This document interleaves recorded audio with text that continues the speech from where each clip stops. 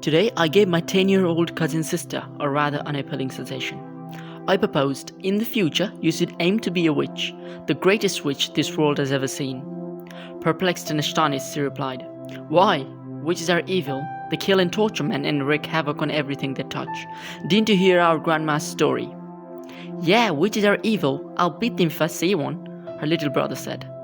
With a smirk, I replied, "I heard grandma's story as clear as today, but I think you misinterpreted it. Let me reiterate her story and tell you my conclusion." They eagerly nodded and accepted my invitation to listen to grandma's interesting anecdote. They sat on the floor with their feet crossed, looking at me as if I was about to give them a present. I also sat in front of them and started my narration. In their childhood, our grandma and her friends used to peek at their brothers. Her brothers used to write in the local paper with ink made from juice of green plants. When caught, they used to be scolded and told by their uncles that they would become a witch even if they watched their brothers studying. Their uncle also warned them that if they ever touch a book, only God knows how ruthless punishment they will get in hell. After hearing such a warning, they used to run away in fear and play somewhere else. Also, they used to suggest their female juniors to stay away from books if they don't want to turn into evil witches. "That's what Grandma was telling you," she interrupted me in the middle. I looked at her, making a stern face, and said, "My story isn't completed. Be patient." She frowned but obeyed me. Perhaps she became afraid of my serious look. Feeling sorry for her, I continued my story in a more soothing tone. Our grandma's time was a male-dominated one. Men were the alpha of the house and society. Women weren't allowed to say anything against the men.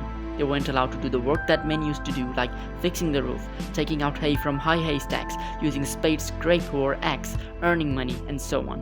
Women were titled as the houseworkers and babysitters. Men could scold or even beat women, but women weren't allowed to do the opposite. If a woman rebelled against them and started raising questions against the existing system, she would be labeled as a witch, isolated from society, or even beaten or burned to death. If left alive, she would frequently be made a scapegoat for any misfortune that befalls upon others. Moreover, if a woman studies, she would have understood that books are harmless. They bestow wisdom to everyone who studies them. With more knowledge, women would prefer to be independent or live and work equally as men.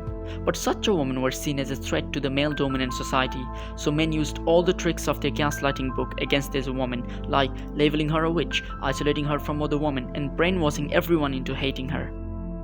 By this time, her frown had changed into a curious look. Her brother had already gone somewhere else to play. Perhaps the story was a bit complicated for him to understand. So I continued, "Thus the definition of witch becomes, it is a woman who has knowledge, skills and wisdom comparable or greater than that of the man.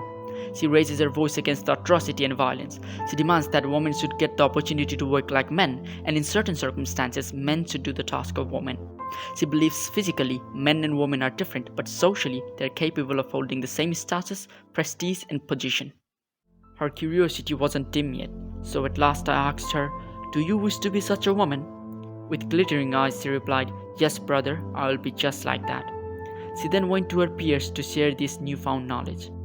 I just sat there, hoping if I had sparked her interest in the studies, just as her parents requested me to do so.